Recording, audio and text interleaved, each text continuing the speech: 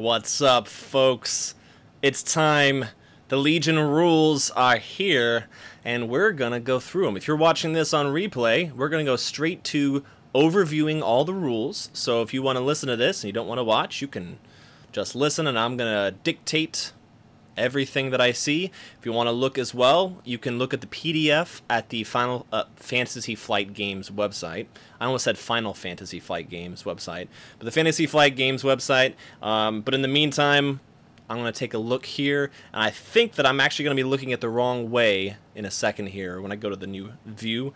But it's very exciting. I read through a little bit of the rules, but we're going to go over it. If you have any questions, please put them in the comments, and then we'll go share to any Legion groups as well, and anyone that you think might be interested in Legion, which you can pre-order at Giga-Bites Cafe. Highly recommend it because it's going to go fast. So, off to the races.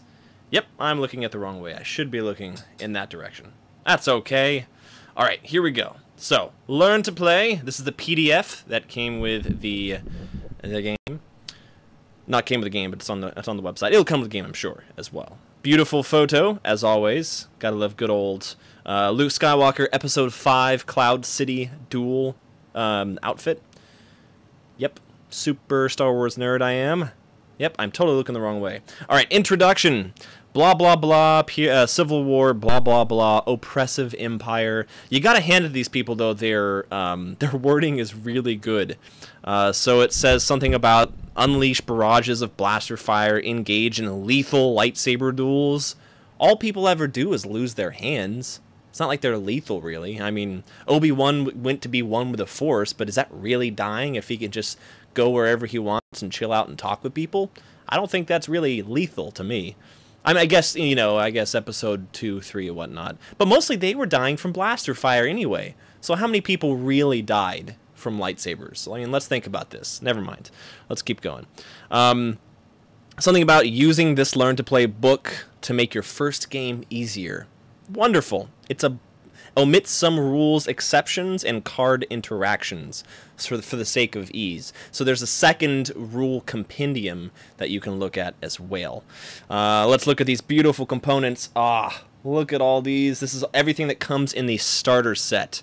So you got 2 squads of Imperials, and then 2 squads of Rebels, 74Z speeder bikes, as seen on Indoor from Episode 6, and AT-RTs, which are seen in all of the prequel stuff. But this is a Rebel AT-RT. And then good old Luke and Darth Vader. 8 barricades. That's interesting. We got plenty of terrain at Giga-Bites, so those barricades will just help out tremendously. 15 dice. Looks like 6 white, 6 red, 3 black. And the movement tools, which are... they're special. It's the same thing as Armada and X-Wing and whatnot. It's all the same. Round counters, ID, tokens, wound counters, ion to all the standard stuff you need to make effects noticeable in game. Upgrade cards, unit cards, command cards, battle cards. It's all in there. Deployment markers as well. I don't know. I guess they have specific deployment zones in different scenarios, which totally makes sense. So it's an easier way to track rather than sticking down dice and everything. Makes sense. Good job, Fantasy Flight. You're really thinking there. I like it. First foray into the miniatures. They even have an assembly guide here. This is great. Oh, this is great. If you're not someone in the hobby, then you're going to be like, oh, this makes sense. But if so, it says stuff like, allow any glue used during assembly to dry. I hope you do. I've made the mistake once when I first started off. I got a lot of super glue on my fingers. It was not good. And the actual gun was on my finger for... it hurt coming off.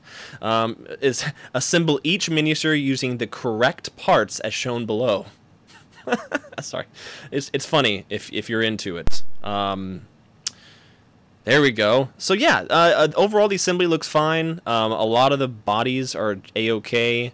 I don't know why a few of them start off like this one. He has his body detached from the legs, but all the other ones seem to be already fine. Don't know what that's about, but at least the models are off the base, so you can create those how you want to. And then the AT-RT is a nice multi-part kit. And then Matthew, who has the miniatures, he's assembling and painting those now. He will definitely show off. He showed off a couple of images so far. Great job painting him, Matthew. Great. Movement tool and range rule assembly. Don't really care about that because you're going to figure that out when you do it later. Next. Here we go. The fun part. Yeah, I really should be looking the other way, shouldn't I? Looking over there like that. That's okay. That's okay. Learning the game. Players are encouraged to begin their Star Wars Legion experience by playing a learning battle. Wow. Cool. I get to learn how to swing at things with a lightsaber in a lethal, lethal way. Lethal lightsabers. I can't get over that one. All right, so let's go ahead and do learning battle setup. Establish a 3x3 battlefield. I believe the game is normally played on a 3x6, but for the tutorial thing, I guess it's 3x3. On a flat surface, very important. Space beyond the edges of the table for players to place their units, cards, tokens, etc. So on a 4x6 at Giga-Bites, you'll have an extra 6 inches on either side to play, which is great. That should be plenty of space to be able to put cards and whatnot. This is great. Choose your faction. You either choose the Regimented Galactic Empire or the Ragtag Rebel Alliance. Nice. Whoever the writer was for this, they got it. They got it down. Prepare round counter. That's always important. The first round is number 1. So put that at the edge of the table. It feels like I'm being sarcastic, but it's just funny to me. You do have to spell it out for people, honestly. For people who don't know, a lot of people are going to get into the game that have never played miniature wargaming before. So I guess I should very much cater toward that direction. Let's see if there's any comments right now. Let's see. Anybody? Anybody comments? Nope. Okay, let's keep going then. Prepare unit cards and order tokens. That's great. So we have all... I think I could probably zoom in on this. Yep. And see some detail of these unit cards. But at the moment, we're going to stick with not zooming in because I want to keep the view as orderly as possible. But it looks like you can probably zoom in and actually copy some of this text so you can see what some of these cards do. Hey, cool. All right. Nice. Maybe we'll do that at the end if y'all want me to. Just let me know in the comments and I will make that happen. Number 5, prepare command cards. Each player takes a copy of the ambush, push, assault, and standing order command cards and forms a hand. Great. I think those are the default that each player gets. That's like a default action. There's some other ones that are like character unique, like a Darth Vader one or Luke one. Prepare the units you want to take. Each player takes their minis, and places them near their corresponding unit cards. That makes sense. In the learning battle, each Rebel Trooper and Stormtroopers unit is comprised of 4 Trooper minis and 1 unit leader. The Z6 Trooper, blah, blah, blah, words, wonderful designations of very fun fluff stuff. That's good. They're not used in the battle. Okay, so some special stuff is not used just because they want to simplify it. That's great. Then you can place your unit. The Imperial player places barricades in the approximate position shown in the setup diagram. Cool. That's neat. Let me finish reading this. Each player places their units on the battlefield in the approximate position shown in the setup diagram. So I think they're skipping the deployment phase, as it's known in 40K, and then going straight into deploying it in a ready-made way. Approximation is good, too. You don't want to have to be exactly precise. Prepare supply. Place the aim, dodge, and wound tokens in separate piles near the battlefield to create the supply. Oh. Place the tools, range ruler, blah, blah, blah, in reach of both players. So I guess one starting set will have enough, you will have to have, I guess, extras maybe, if you want to have your own. But if you split it with somebody, it looks like you'll have to share. That's okay. I forgive it. So that's what I'm looking for, the nice diagram here. This looks cool. All right, learning oh, something just went weird with my display. So there's tokens here. There's the unit cards for the Rebel player, Imperial player in red. Normally the Imperials are blue. That's weird. Okay, whatever. We'll go with red for Imperials. So they got their stuff there. Got some cards. Those 4 are the, I guess, the push, assault, and all that stuff. And then all the token and stuff on the side that they share. And that's fine. That's good. Barricades spread throughout. I'm not sure what kind of battlefield this is, but we'll go with it. And then it looks like the vehicles are in opposite corners, which makes sense. And that looks like Luke. I guess over here is Vader. Yep, cool. And then it's got the numbers and make sure everything's there. Nice, this is awesome. Cool, object of the game. It's a competitive game in which armies battle each other to secure objectives. The game ends after 6 rounds, or if all of one player's units are defeated. The rules for winning the game are described in detail later. This section describes the key gameplay concepts surrounding the miniatures used in the game. Yes, here we go. Getting into it. All right, the armies in the Legion are comprised of units of troopers and vehicles and heroes. Troopers are humans, aliens, and droids that form the heart of... Oh, droids? This is already getting me excited for an all-droid army. I can't wait. Future expansion. Heart of every fighting force in the galaxy. They are mobile and lightly armored and are crucial to securing objectives. Yes, just like in many other good miniatures games. Vehicles are the walkers, airspeeders, repulsor tanks, and speeder bikes that augment each army. Larger, more durable, and more cumbersome than troops, except for speeder bikes and airspeeders, which are more mobile. I guess maneuverability? I don't know. I guess they have to make it balanced somehow. Each player's army consists of multiple units. A unit is a collection of miniatures that function as a single fighting group. Some units, famous characters, and large vehicles are comprised of a single mini. That's pretty simple. So the unit card here, the order token that unit card uses when you put it in the bag or whatever, and then the actual miniatures themselves. Each trooper is represented by a mini mounted on a small round base. Each vehicle is represented by a mini mounted on a larger base that contains both the front and rear notch. Okay? Vehicles are further divided into ground vehicles and repulsor vehicles. These distinctions are described later. Good to know. So they have a front notch and a back notch, I guess arcs. And the size is pretty good. Nice. Let's scroll back up to the next side. The number displayed in the upper right corner of each unit indicates how many minis are in the unit. One mini in each unit is the unit leader. I don't know why my display keeps doing this. That was weird. Huh. Refresh. There we go. That's very odd. It just decided to kind of reset my display for some reason. And we're back. One mini in each unit is the leader. The leader is represented by a mini that has been sculpted to depict a rank insignia. So they should stand out from the rest of the unit, I guess. Pauldron or other indicator of leadership. In the diagrams featured in this booklet, a unit leader have multiple minis. Wait, what? The unit leaders of units that have multiple minis are marked in red. Okay.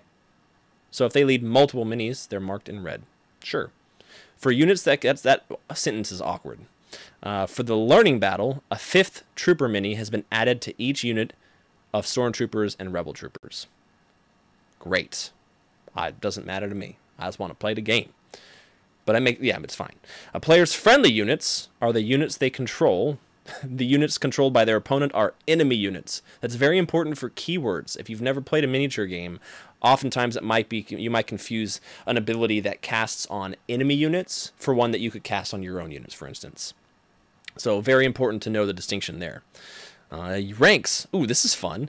Units are divided into ranks that are used when issuing orders in the command phase. Ranks are identified by the symbol on the upper right corner of their unit card. So there's Commander, Corps, Special Forces that have wings, Support, which looks like some sort of grenade, not a thermal detonator, but something similar to it, and then Heavy, which is a grenade with wings. Cool. Nice. So Commander is an infantry with wings. Special Forces just has more wings, bigger wings, and then Heavy has smaller wings. Cool. It's played over 6 rounds. We said this earlier. That's fine. Thank you, guide. Each game round consists of 3 phases: command phase, activation, and end phase. Let's jump into the command phase. During the command phase, players attempt to impose order on the chaos of war. Ooh, that's cool. I like to impose order. It's like when I clean my room, impose some order on that. room. Each player's army will be led by a commander, a powerful character that helps issue orders to your units. Each commander brings an arsenal of powerful strategies to the battlefield, represented by a hand of command cards. Each player uses one of these cards during each command phase to issue orders to units on the battlefield. Okay. During a normal game, each player will have a hand of 7 command cards. But for the learning, each player only has the 4 they gather during setup. So like I said before, there's the 3 unique ones that you get. To resolve the command phase, we do the following. Have a command card, so we secretly select a command card. Ooh, I love doing things in secret. Place it face down on the table. That reminds you of Yu-Gi-Oh! I choose Assault! Then both players simultaneously reveal their cards. Okay, so not quite Yu-Gi-Oh! Yu-Gi-Oh! Goes one and then the other, right? And he always had an ace up his sleeve. You didn't know that I had Blue Eyes White Dragon. Determine priority. The cards revealed determine which player has priority and who resolves the first actions of the turn. It's determined by the number of pips shown on the upper left corner, and whoever has the fewest pips has priority. So you're choosing to do the fewest number of activations of imposition of commands compared to the other player, so you get priority. So you choose 1 pip, which means you activate a unit of 1 pip. That makes sense. Versus the other guy who chooses with 4 pips. So he can command 4 pips, whereas you only got to do 1. That's easy. If both cards have the same number of pips, the player who has the round counter rolls a red defense die. If the result is a roll of block, that player has priority. Okay. So I guess you give the round token back and forth. That's fine. Weird. Issue orders. Starting with the player who has priority, each player nominates a friendly commander and issues orders with that commander. The number of orders to be issued is indicated on the orders section of the chosen command card. Orders can be only issued to eligible units. That's easy. So your commander is the one that uses that order, and the rest of the time you can command the troops and units via your random draw. Issuing orders. If a unit is eligible to receive an order, a commander issues the order by placing an order token matching that unit's rank face up, rank side up on the battlefields, near the unit's leader. The units are not activated immediately. The face-up order token indicates that the unit can be activated during the next phase of the game. Okay, good to know. They're not just immediately activated. That just nominates them to be activated. After players have resolved their command cards, they place them face-up near the battlefield. Some command cards have text abilities that provide players with additional effects. That's the one with the keywords I told you about earlier. While a command card is face up, its effects are active. Cool. Finally, each player creates an order pool, randomizing their remaining order tokens by either placing them in a bag or shuffling them face down near the battlefield. I think bags are more fun. So get a dice bag and go to town. Especially an Imperial dice bag, because die rebels scum. Then play proceeds to the activation phase. Ooh. Let's see. Anything else? Determining eligible units. This is good. This is important.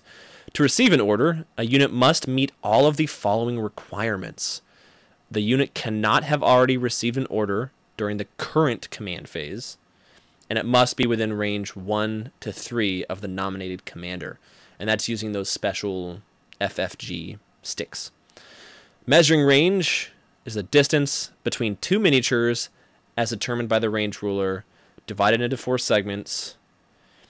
To measure the range, a player places the start of the range ruler so it touches the base of the mini that range is being measured from. Okay.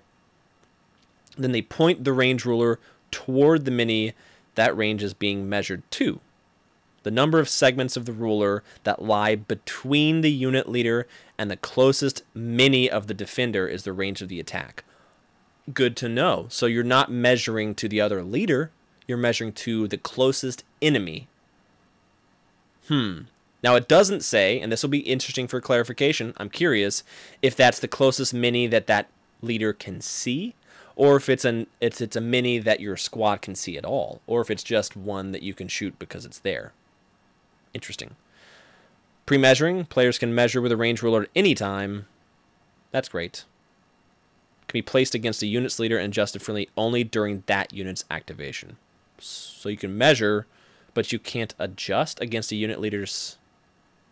Interesting. Okay. On to issuing orders. This is an example. Cool. So, Imperial player reveals push and nominates Darth Vader. The push card allows Darth Vader to issue orders to 2 units. There are 3 units at range 1 through 3 of Darth Vader, including Darth Vader himself. He decides to issue orders to both the 74Z speeder bikes and himself, placing each unit's order token face up next to its respective unit leader. So right there, unit token, and for his token. So this Stormtrooper squad could, but they get nothing, because they're Stormtroopers. Activation phase. This is where it gets interesting. I like this. All the shooty. Starting with a player who has priority, each player takes a turn activating one of their units. Players continue alternating turns until each unit on the battlefield has activated. Alternating activations. Bravo. Always fun. 1. Choose units. The player either chooses a unit with a face-up order token or takes a random order token from their order pool and chooses a unit with a matching rank that does not have a face-up order token. If a player takes a random order token from their order pool and that order token does not correspond to a unit that can be activated, usually because it was defeated or removed from the battlefield, the player sets the order token aside and takes a different token from their order pool. So if you get a thing for Stormtroopers and you have none left, then get another one so that you can activate something. Step number 2, the player activates the chosen unit, performing up to 2 actions and any number of free actions with that unit. Free actions are described later. So 2 actions plus any number of free. Good to know. I'm getting an idea already. This is going to be fun, y'all. I'm excited to play this game. Place the order token. The player places the unit's order token face down, so rank side down, on the battlefield near the unit leader. This indicates the unit has completed its activation and can't be activated again this round. So let's look at this here. The rebel player chooses to take a random token from their order pool, revealing a core token. The player chooses one of the core units and activates the unit, these boys. And then after the activation, he places the order token. So that's basically their, they've gone this round token. That's great. So good use of tokens. FFG, always great. Gotta love token throwing. Throw it down. End phase. After each unit has been activated in the activation phase, players resolve the end phase to prepare for the next round. They make it sound so epic. If you say it in that voice, man, you could read this whole thing like it's some sort of epic, I guess it is. It's Star Wars, right? Each player discards any of their face-up command cards on the battlefield. Those cards cannot be used again this game. Then, each player returns their order tokens to the unit cards of their remaining units. This sounds just like Yu-Gi-Oh! Man, excess tokens are discarded. Players then remove all aim, dodge, and standby tokens from each of their units. Players then remove 1 suppression token. Okay, you're going to have to read this multiple times and try it out. So that's the best way to learn a complicated set of things like this is have this part of the PDF out and then physically go through it a couple of times because you're going to forget the suppression tokens. You're going to forget any number of these other tokens just because it's a lot of different things all at once. If all of the player's commanders were defeated, starting with the player who has priority, they must promote a unit leader from one of their... Ooh, I scrolled in the middle of text, sorry. Promote a unit leader from one of their trooper units to be a commander. Placing the commander token in the play area near that miniature, then that unit's original order token is discarded. Okay. Commander order token is placed on that unit's card. The unit now has the rank of commander and activates using a commander order token. Okay, so basically stand in. That's fine. Luke is dead. Bob, you're up. Or Darth Vader's dead. And, Kevin, you're up. I guess it would be like TK421's the one from the Death Star, right? Finally, the player who has the round counter advances. Have they talked about the round counter yet and switching that off? Because I don't recall when that happens. We'll have to see. Cool, winning the game. If all of one player's units are defeated, the player is eliminated from the game, and their opponent is the winner. If neither is eliminated after 6 rounds, which I hope they are because it's a lot of shooting this, the game ends and the player with the most victory tokens is the winner. Cool. For the learning battle, players gain 1 victory token each time they destroy an enemy unit. So there's no objective, I guess, in this. It's just kill each other. That's fine. At the end of the game, if both players have an equal number of victory tokens, players total the point cost of their opponent's destroyed units. Okay, easy. Done. Now let's move on to the next parts. If you have a beverage, go ahead and drink it with me. I've got my tasty Coca-Cola in my wife's... Oh, sorry, hit the microphone. Beauty and the Beast cup. Simultaneous sipping. It's the way of the future. Actions. Actions represent a unit's capabilities. So you can do 2 of the following. Move, attack, aim, and dodge. That seems pretty simple. So I guess you can aim and attack or dodge and move. Any number of those. That's cool.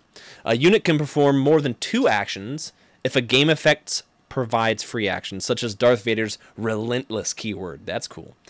A unit can perform any number of free actions during its activation, with the exception of the move action. A unit cannot perform the same action more than once during its activation. So you can move twice. Okay, 2 moves, or a move dodge, move attack, move aim. Why would you do a move aim? Huh. Units traverse the battlefield by performing moves. Back and forth. The move action allows a unit to perform 1 move.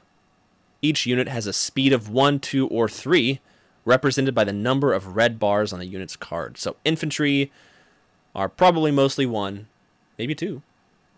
Characters 2. Speeders and fast things 3, I imagine.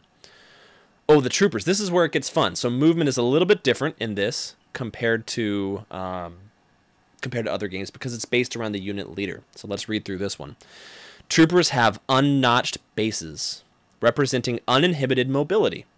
To perform a move with a trooper unit, a player chooses a movement tool with a speed equal to or less than the unit speed and places that tool against any side of the unit leader. You can adjust the direction of the movement tool as desired by bending the tool at its joint. Then the player lifts up the unit leader and places it flush against the other side of the end. So yeah, so if you've ever played Armada or anything, I don't think those have the notches. I don't think this has the notches. It's just like one end to the other. That's fine with me. It's called a full move. If you do a partial move using the same rules, instead of placing the unit at the end of the movement tool, you place it anywhere along the movement tool, sliding the tool out from under the unit leader before it's placed in the battlefield. Okay, that's fine. That might get messy. I don't know. We'll have to see. After a player moves a unit leader, the player moves each other miniature in that unit anywhere that is in cohesion with its unit leader. That's cool. A mini is in cohesion with the unit leader if the distance between the base of the mini and the base of that unit's leader is equal to or less than the length of speed of 1 movement tool. Got it. So if as long as it's in equal to or less than 1 movement tool. Easy. Okay, cool. That's exciting. Let's read this little subsection here on unit cohesion. The miniatures in a unit must always remain in cohesion with the unit leader. That means that each unit mini in the unit must be placed in any parts of the base. Okay, so it's not wholly within, but partly within. So for anyone that does 4PK or anything like that, within is not fully within, so as long as part of the base is touching. That's great. At the same time, if a player wishes to perform multiple move actions, they can complete all the movement actions before establishing cohesion. That is going to be the fastest way for sure. So just move your leader as much as you need to, and then get your cohesion from there. So that seems simple. Him moves, notch, move it up, and then add cohesion time right there. Sweet. Hope you're all having fun. If you're having a good time, let me know in the comments. Yeah. My sound just went out. What? It doesn't say my sound went out. I have sound coming in through. It says it's fine. Let me know if it comes back.